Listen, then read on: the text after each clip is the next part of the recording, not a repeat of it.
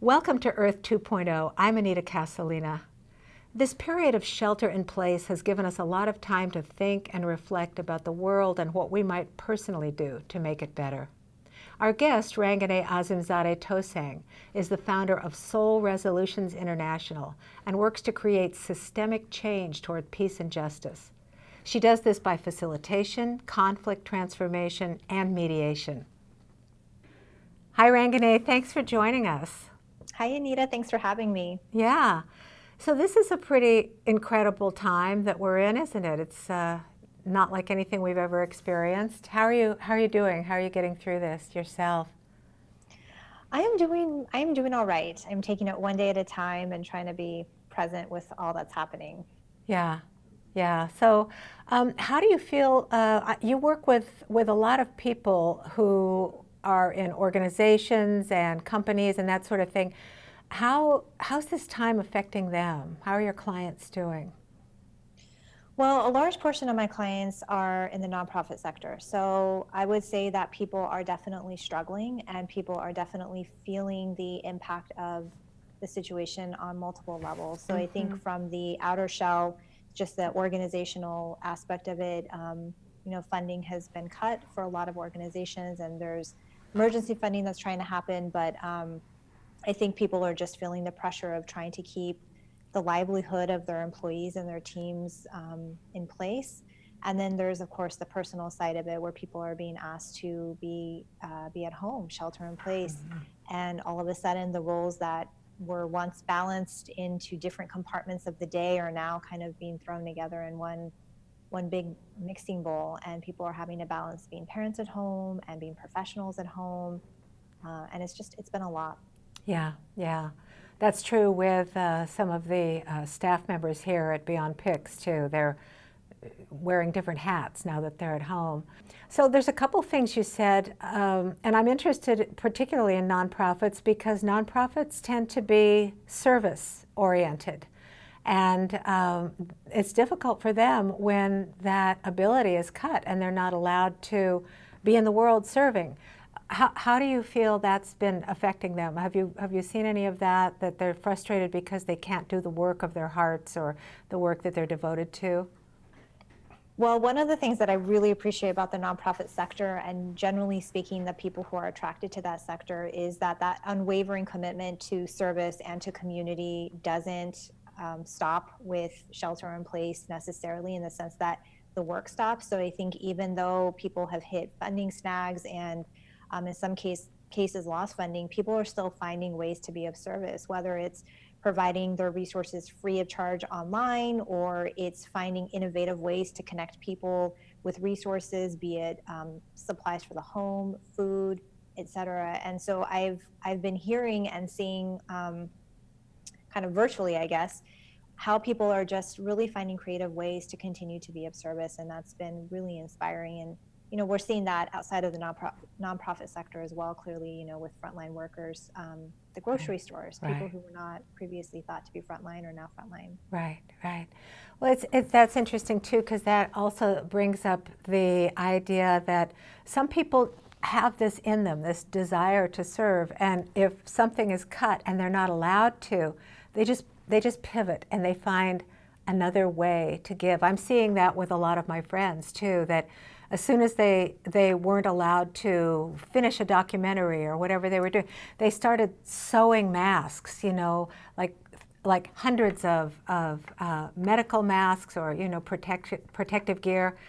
It's been really lovely to see. And it's been difficult in a way for people to, like you say, to keep their employees, fed and taken care of. What are they doing? Have most of these nonprofits been able to apply for grants and from the Small Business Administration, or what have they been able to do during this time?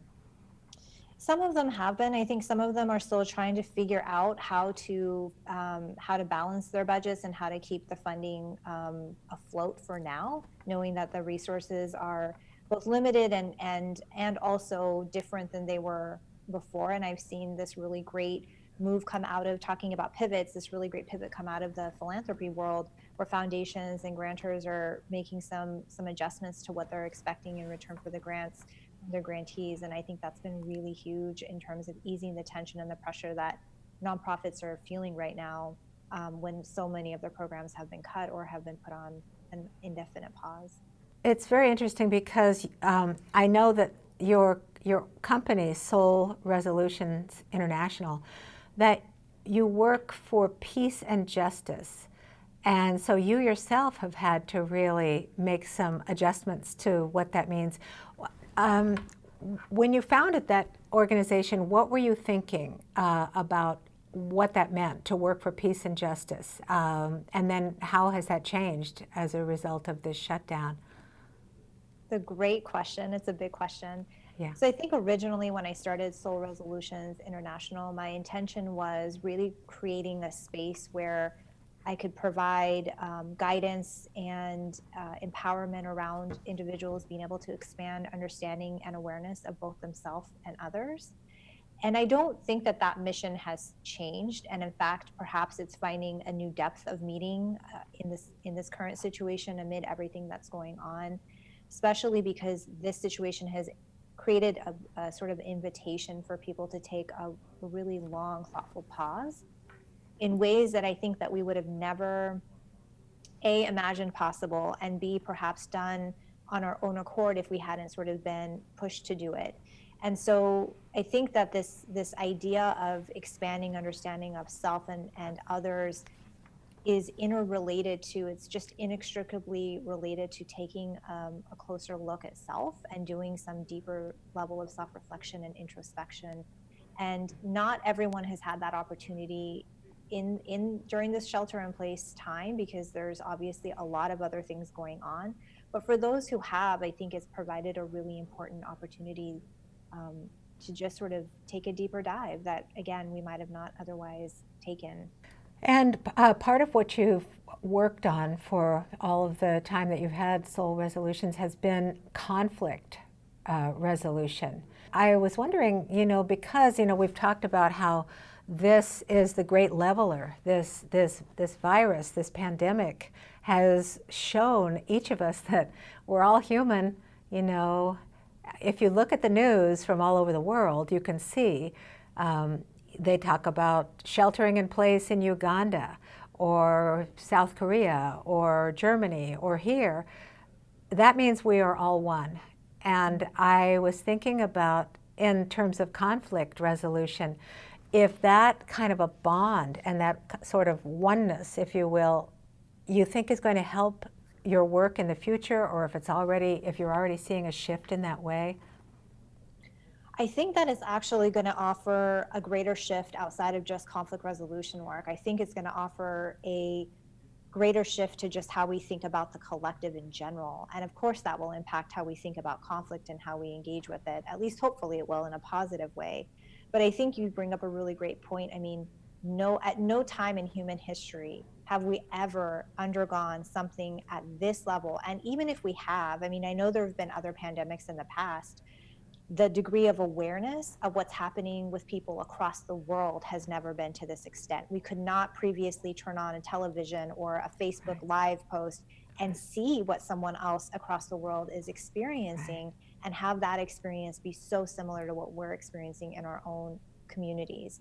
So I think that this is definitely creating greater consciousness of the collective, a greater connection to the collective.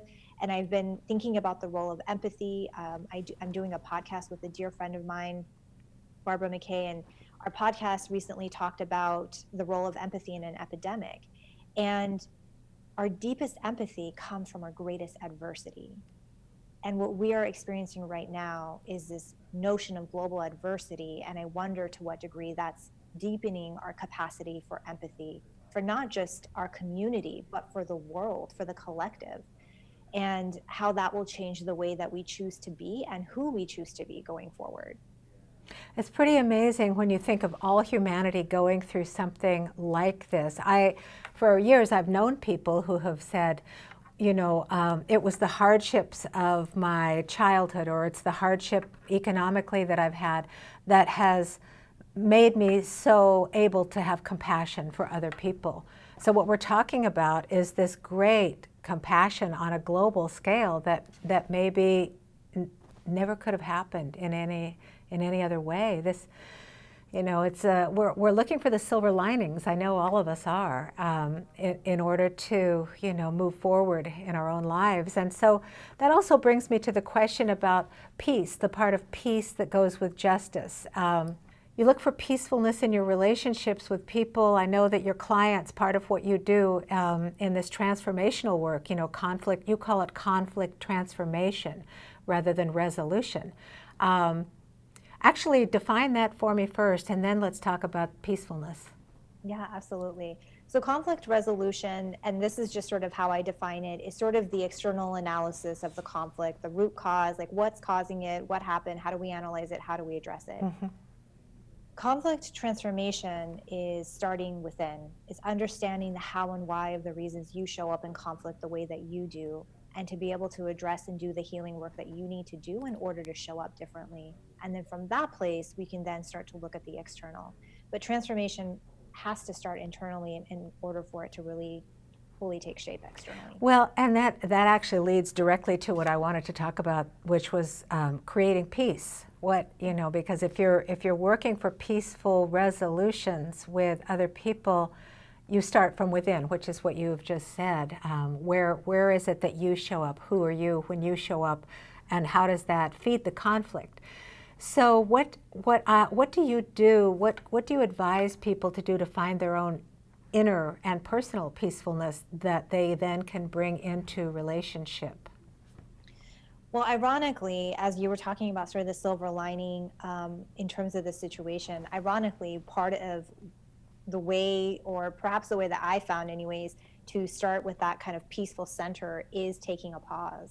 It's doing that introspection and that deeper reflection. And right now we're being asked to be home. And if you are home, and yes, granted, many of us are still working from home, but if you're home and able to take that meaningful pause and just sort of think about what's bringing you peace.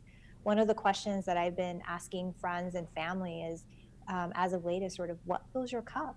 What re-energizes you when you're feeling drained and when you're feeling down? And I think part of what the answer to that is speaking to is sort of that notion of like, what brings you peace? What helps you to quiet the ego and quiet the mind and just get centered in the now? Because this moment has never been more precious. Our mindfulness about this moment has never been more precious than I think it is right now. And how about for yourself personally? What do you do to find the inner peace in yourself? Yes, I think it's three things. I think one, it's journaling. I have a morning journaling practice that I do. It just helps me to clear my mind and get all the thinking and all the thoughts that have been building overnight and throughout the previous day out. The other is quiet meditation. It's sort of where I sit, and specifically speaking, I do a gratitude meditation to really think about all of the things that I'm really grateful for in the moment. And then the last is just connection with family and friends. I think meaningful, deep, thoughtful connection, conversations is definitely part of what helps ground me and helps remind me what life is really about.